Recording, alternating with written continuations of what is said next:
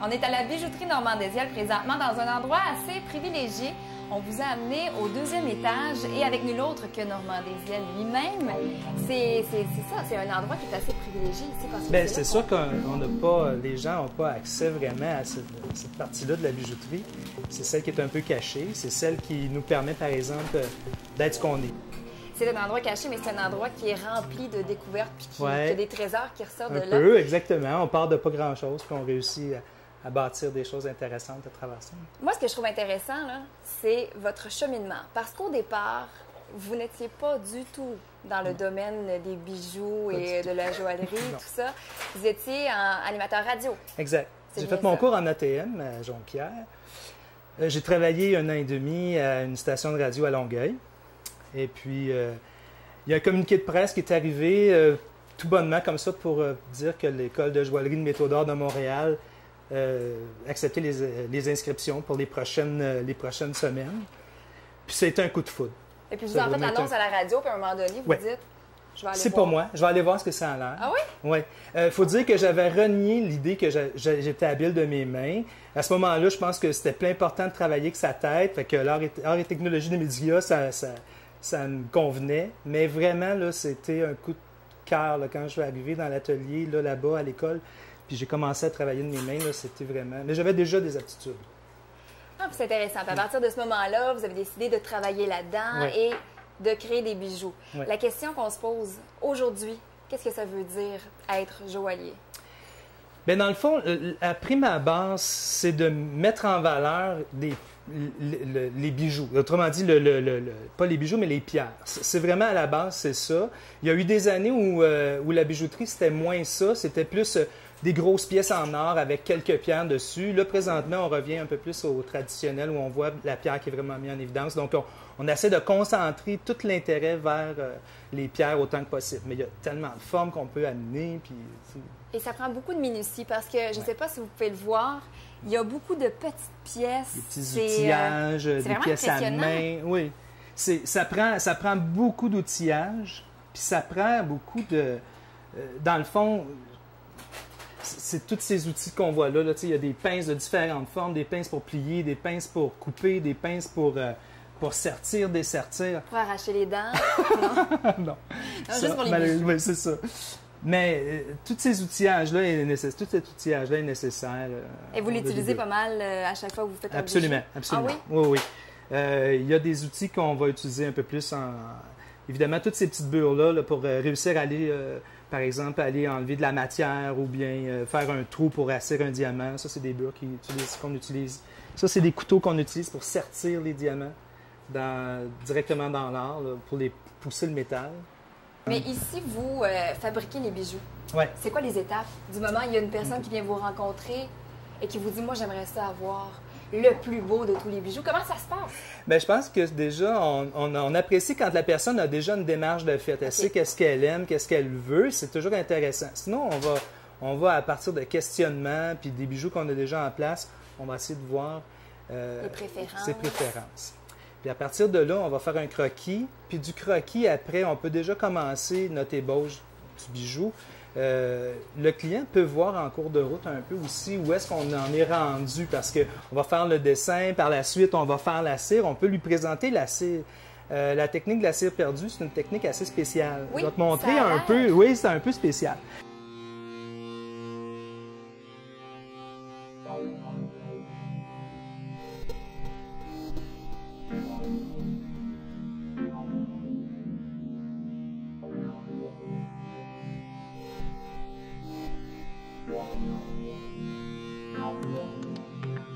Là, on va découvrir la technique, la fameuse technique de la cire perdue. Oui, puis c'est une vieille technique, hein? Ça fait longtemps qu'elle existe. Là. Écoute, on dit que le premier métier du monde, c'était la prostitution. Mais probablement que la première prostituée a été probablement payée par un bijou. Oh! Bien, je présume. Donc, ce serait peut-être le deuxième métier du monde, la cire perdue. Je ne sais pas. Donc, ici, la technique de la cire perdue, comme je dis, c'est une technique qui existe depuis longtemps. La cire qu'on utilise aujourd'hui, évidemment, elle a évolué avec les années. Ça, c'est de la cire. Ce qu'on voit ici, c'est un bloc de cire. C'est très dur. Oui, on en retrouve de différents formats. Donc, on peut l'avoir déjà qui est percé. Ou on peut l'avoir en bloc comme ça. On peut, à ce moment-là, couper des tranches puis la manipuler.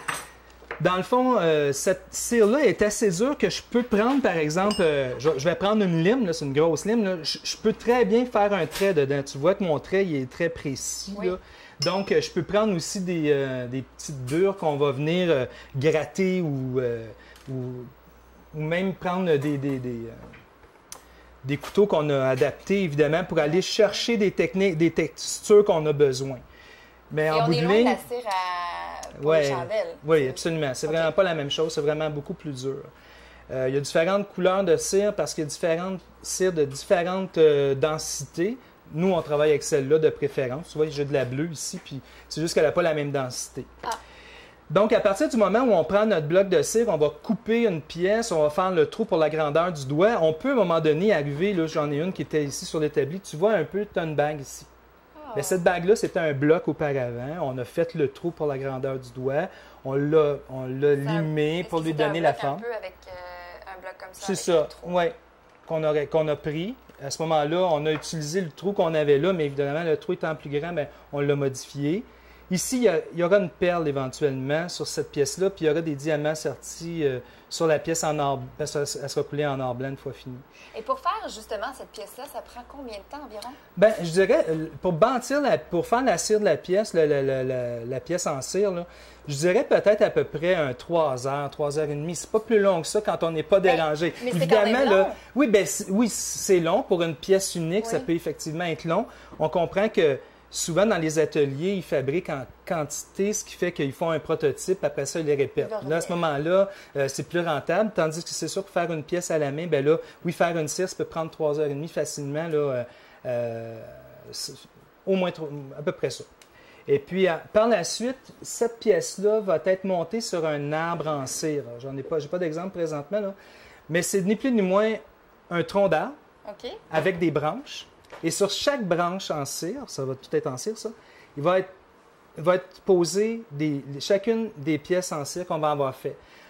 Donc, cet arbre-là, il serait coulé, par exemple, en 14 carats blancs. Donc, toutes les pièces qu'on aurait en 14 carats blancs seraient montées sur le même arbre. Une fois que l'arbre est terminé, on insère un cylindre de métal au-dessus, puis on remplit tout ça de plâtre. Où est-ce qu'on met l'arbre à l'envers ou on le met... Pas tout de suite. Okay. On le laisse comme ça, donc on met un cylindre, on remplit de plâtre de Paris. Une fois que le plâtre de Paris est sèche, on va chauffer au-delà de la chaleur que ça prend pour faire sécher le plâtre, pour faire fondre la cire. À ce moment-là, on se retrouve avec un orifice, le tronc de l'arbre, chacune des branches, puis au bout de chaque branche, la forme de chacun des bijoux qu'on va y avoir à coller. Et on va Après ça, on va insérer à l'intérieur de l'or en fusion dans une centrifugeuse. Ça, c'est une technique un peu spéciale qu'on ne fait pas ici. Donc, nos cires, on les envoie à Montréal. C'est une compagnie qui fait juste ça. Ils font que ça, eux, couler des pièces en or, en 10, en 14, en 18, en jaune, en blanc, en rose. À ce moment-là, c'est une partie qui est un peu plus technique qu'on ne fait pas ici. Et vous allez recevoir l'arbre? Oui. À ce moment-là, ils nous envoient les pièces. On voit encore les tiges de coulée sur ces pièces-là ici. Ah, ben tu vois ça ici, là, éventuellement, là, ça va être découpé. Et là, c'est petit? Oui. Puis ça donne quelque chose. Une fois découpé, une fois qu'on a commencé à faire un peu des broussaillards, là, ça peut ressembler à ça. Donc, cette pièce-là ici, OK, tu vois, là, on peut voir les détails de chacune des pièces. Bien, cette pièce-là, elle est faite pour s'ouvrir comme ça. Ça ne paraît pas du tout qu'il y avait à l'origine... La tige de coulée, tout ça, non, c'est toute partie. On l'a limé, puis on l'a enlevé. Une fois cette pièce-là, on peut voir qu'elle est juste limée et sablée. Une fois polie, là, je l'ai en or jaune, mais tu peux la voir ici. Fait que déjà, tu vois, les détails sont beaucoup plus... Mais ils apparaissent beaucoup plus. Oui, absolument. Cette petite pièce-là, c'est une petite urne pour mettre des cendres. Ah oui? Et puis on accroche ça comme un collier? C'est ça. Ah! C'est beau! C'est joli, hein? Et cette ça pièce-là... Ça doit être compliqué quand même à faire. Oui, il faut penser que cette pièce-là, OK, là, j'ai triché un peu. OK. Depuis quelques années, il existe des techniques qui nous permettent de faire des choses aussi précises que ça, parce que celle-là, ici, vous voyez que j'ai un filet. Ce filet-là, je ne pourrais pas réussir à faire ça dans la cire. C'est fait à partir d'un ordinateur. Puis l'ordinateur, oui, la technologie. Puis l'ordinateur, lui, dans le fond, il y a un prototypeur, une machine qui va bâtir la cire à partir d'une goutte de cire, goutte par goutte. c'est assez spécial. C'est une machine qui... Et ça aussi, ça existe depuis le temps des prostituées. Non, pas ça. Non. Pas celle-là. Pas-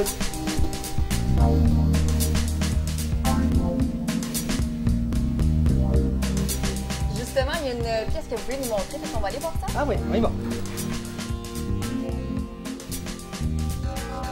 Là, on est rendu à l'endroit stratégique pour aller voir le bijou. Ben, en fait, la création. Ouais, c'est ça. C'est plus la création. Puis dans le fond, le processus qui nous a amené à ça. On avait un bracelet. La cliente avait un bracelet qui était en diamant. Donc, le bracelet tournait dans ce sens-là, avec les diamants sur le dessus. Et elle est arrivée avec cette Avec son Ok. bijou déjà. Puis là, dans le fond, elle avait un collier. Il faut que le collier, au lieu de tourner dans ce sens-là, il faut qu'il tourne comme ça. Donc, il fallait trouver une façon de le faire tenir, OK. que chacune des pièces se tiennent. Fait que dans le fond, on a commencé par dessiner, j'ai commencé par dessiner l'idée de base. Donc, je vais avoir une pièce maîtresse qui ressemble un petit peu à un beignet. Puis, il va y avoir une espèce de chaton illusion qui va entrer à l'intérieur, puis il va avoir une seconde, la seconde maille, la maille suivante va être entrée à l'intérieur, puis lui va maintenir la seconde maille. Et ainsi de suite, jusqu'à temps qu'on ait fait le tour du collier. Un peu complexe, là. Mais ça a déjà été ébauché une première fois avec, je l'avais fait à partir de métal directement. Puis par la suite, je l'ai donné pour qu'on le fasse à l'ordinateur pour avoir de quoi de plus précis. OK, Là, ça, je vais te montrer un peu où est-ce que j'en suis rendu La dans le pièce, fond. Mais en version beaucoup plus grosse. Oui, beaucoup plus gros. Ça, c'est vraiment bien plus gros. Donc, les petites pièces, on les voit ici, là. On se trouve à avoir le petit beignet qui est en or jaune, puis on a le chaton illusion qui est là, ici, qu'on voit cette petite pièce-là. Évidemment, il y a tout un travail à faire pour enlever la tige de coulée. Fait qu'encore là, je suis rendu à ce processus-là. Donc, on a une pièce ici qui a été polie un peu. Puis mon chaton illusion, chaton illusion qui est ici, qui lui, je lui ai coupé la tige de coulée. OK. Et le chaton illusion se trouve aller dans À l'intérieur du petit beigne qu'on a là. Fait que dans le fond, je vais juste te montrer un peu ce que ça peut donner une fois que j'ai inséré les deux pièces ensemble. Donc, dans le fond, ce qu'on voit ici, le beignet est toujours là, le chaton est rentré à l'intérieur, puis il retient le beignet suivant. Ah, ben oui. Fait qu'autrement dit, à chaque fois que je vais rentrer un chaton illusion, je vais avoir un autre beignet qui va être retenu. C'est ça qui va créer mon collier au complet. Donc, après ça, tout ce qu'il nous restera à faire, je vais virer ça de bord, là. Je vais aller souder chacune des petites tiges qui est là, d'or blanc, sur le chaton, sur le petit beignet en or jaune. OK. Puis à ce moment-là, on va limer, sabler, polir. Évidemment, il va y avoir un polissage complet à faire à la fin. Ça peut donner quelque chose un petit peu comme ce que tu vois ici, là. Je vais essayer de te le présenter à la caméra, là. Ça se trouve à être tellement des petites pièces. La question que je veux savoir, c'est Oui. si vous prenez beaucoup de café le matin quand vous commencez. Ben, je te dirais, ça en prend au moins un. Au moins un pour se réveiller. Ça prend au moins un bon café pour se réveiller.